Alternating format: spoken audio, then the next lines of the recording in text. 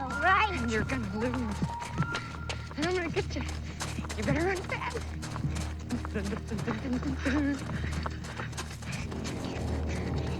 Look out. I'm coming in close. All right. Just have to keep American, please. Quand je repense à mon enfance, je me souviens d'avoir beaucoup fantasmé certains films. Souvent parce que je n'avais pas encore l'âge de les découvrir et que le discours passionné des adultes sur leur choc cinématographique avait forcément quelque chose d'excitant. Je me rappelle avoir particulièrement rêvé pendant des années la saga Alien. À partir des mots et des images fournis par mes premières lectures sur le cinéma, j'avais peu à peu construit mon propre imaginaire autour du xénomorphe. Jusqu'à ce que je me décide à le voir de mes propres yeux.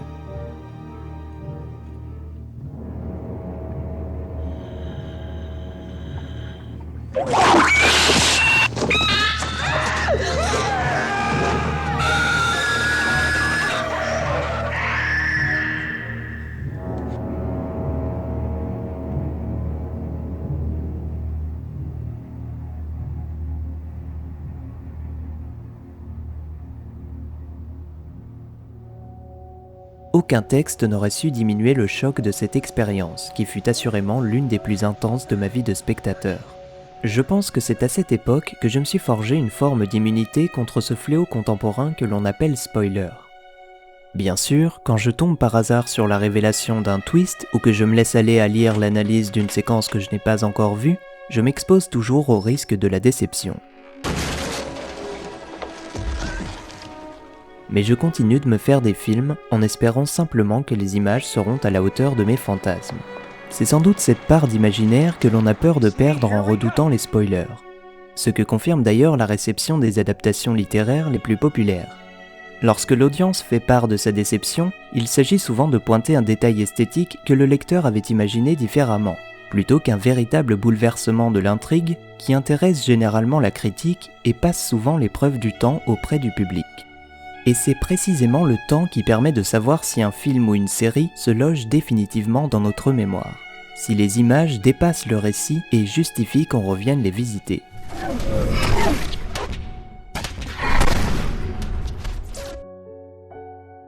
Si le sujet vous intéresse autant que moi, vous savez certainement que plusieurs chercheurs ont travaillé sur ce phénomène.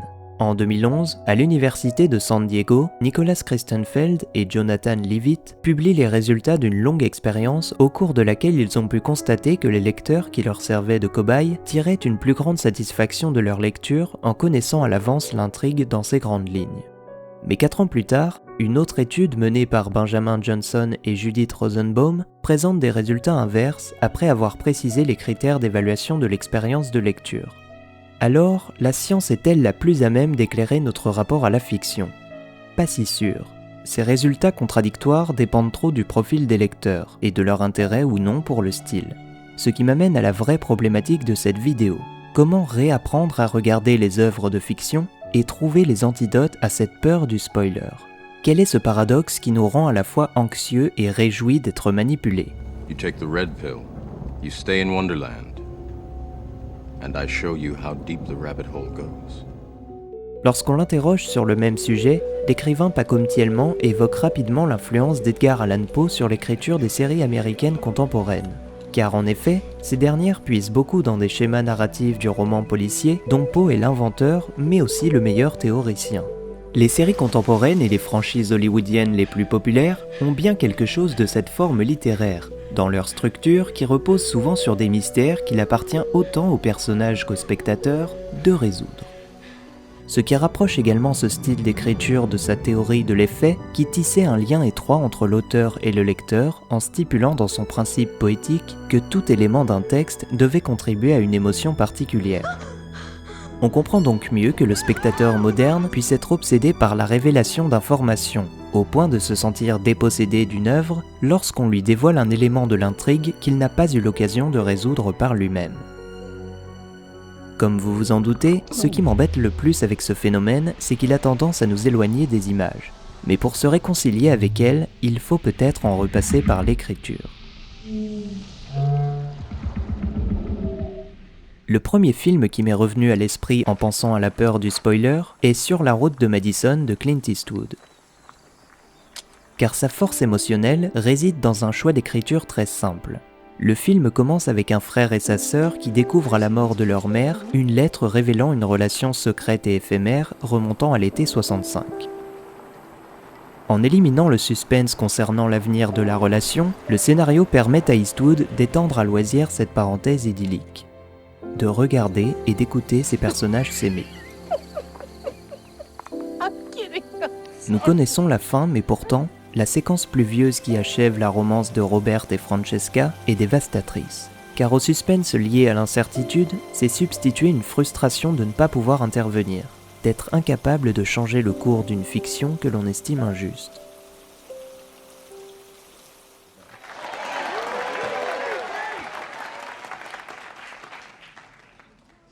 Les épilogues en 2 temps de Mommy et La La Land créent une émotion similaire, faisant entrer en collision la fin idéalisée par le spectateur et celle de l'auteur, frustrante mais finalement à la hauteur de leur personnage qu'on aimerait pouvoir sauver. Mom. Le fantasme joue donc un rôle primordial dans notre passion pour les images, mais qu'elle soit désirée ou non par les artistes, la frustration est peut-être aussi importante que l'imagination, car c'est elle qui tisse parfois le lien le plus fort entre le spectateur et les personnages.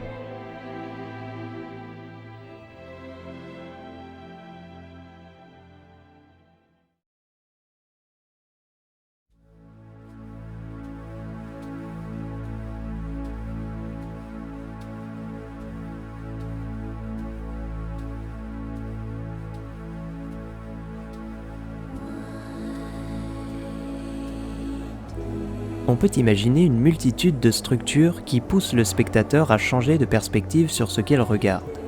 Comment imaginer que les chefs-d'œuvre oniriques de Bergman, Lynch ou Tarkovsky puissent être réduits par les mots ? Leurs films cherchent à atteindre l'indicible, qui échappera toujours aux spoilers. Comme dans Mulholland Drive, dont l'histoire plutôt simple s'entoure de mystères à mesure que Lynch navigue entre les niveaux de réalité.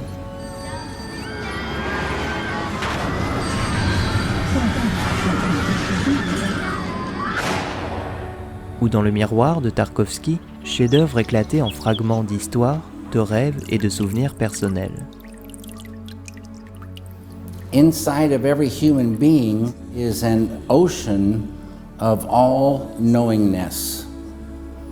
And if a person could access that ocean, they would see that this faculty of intuition would grow.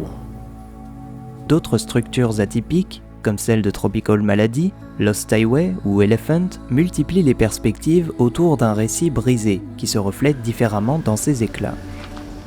Dream last night. You were calling my name. What are you guys doing? It wasn't you. It looked like you. But it wasn't. Aucun spoiler ne saurait estomper l'aura de mystère de ces films. Mais l'écriture plus conventionnelle de certaines œuvres populaires ne doit pas nous inciter à les réduire à leur simple schéma narratif. Au contraire, c'est l'occasion idéale d'être attentif aux images. Prenons l'exemple du twist, outil phare des scénaristes hollywoodiens. Les meilleurs twists ne sont jamais définitifs. Ils ne ferment pas le récit, mais invitent à reconsidérer ce qu'on était sûr d'avoir bien vu. C'est un moment de bascule entre 2 perspectives qui rend l'œuvre dialectique sans favoriser le spectateur averti ou celui qui ne sait rien de l'intrigue. Par exemple, le twist central de Gone Girl ne fait que déployer à l'image la logique d'écriture du film, entièrement fondée sur un jeu de regard entre des personnages qui construisent leur propre fiction. I am so much happier now that I'm dead. On peut aussi évoquer Split, la formidable suite cachée d'Incassable, qui s'apprécie différemment si on sait par avance que les enjeux du film débordent le cadre du thriller en huis clos. They're gonna believe we exist now, right? They're gonna have to. On peut enfin rappeler qu'un certain nombre d'artistes se plaisent à spoiler eux-mêmes leurs spectateurs. Par son caractère ritualisé, la série peut capitaliser sur les habitudes de son public pour le sortir de sa zone de confort, notamment à travers son incontournable générique. Dans Ozark, le générique est réduit à un petit groupe de pictogrammes qui inscrit dans l'esprit du spectateur des signes qui ne prennent sens qu'en observant les images de l'épisode.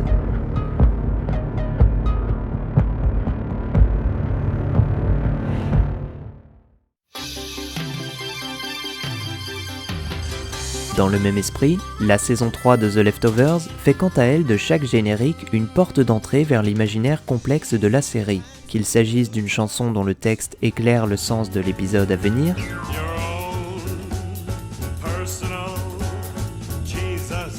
ou du retour significatif des génériques des saisons précédentes.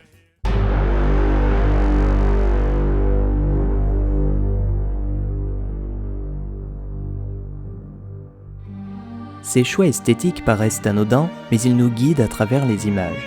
Ils montrent la confiance de l'artiste en son spectateur, qu'il juge capable de voir au-delà du récit et des dialogues. De façon plus subtile, on peut emprunter comme Ari Aster la voie de la préfiguration. Il ne s'agit pas de défier le spectateur en accaparant son attention par des indices parfois grossiers, mais de créer un réseau de signes étranges qui font à la fois l'envoûtement du premier visionnage et le plaisir du voyage que l'on refait pour chercher les présages, comme on cherche des figures dans les nuages. C'est un procédé qui passe par l'image et produit de l'échange et des exégèses de passionnés, à l'inverse du simple twist, cible idéale du spoiler puisqu'il entend couper court à toute discussion, faire du retournement de situation la seule vérité sur une œuvre qui en contient souvent beaucoup d'autres. Dans Hérédité, lorsqu'Annie découvre la vérité sur son héritage familial, il n'y a aucun effet de surprise. La terreur vient d'ailleurs, du fait que le spectateur avait pressenti le pire grâce à la narration tout en suggestion du cinéaste.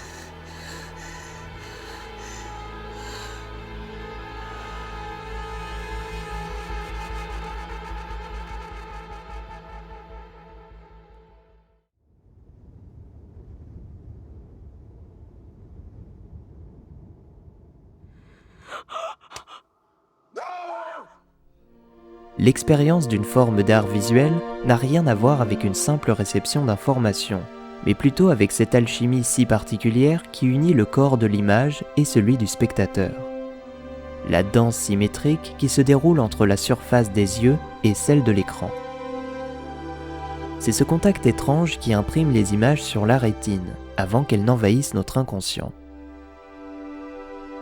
Alors, si d'aventure un ami vous dévoile un peu trop tôt la clé du prochain épisode de votre série préférée, prenez quand même la route à votre tour. Faites comme si cette fiction était écrite pour vous et que vous seul puissiez la comprendre. Prenez le temps de promener votre regard et profitez des instants qu'il vous reste à vivre avec les personnages. Car on ne peut pas réduire une œuvre aux quelques secondes ciblées par le spoiler. Elle ne peut exister qu'à travers un temps qui lui est inaccessible. Celui de son déroulé, bien sûr, mais aussi et surtout, celui qu'on lui accorde en la gardant précieusement en nous, afin de grandir avec elle.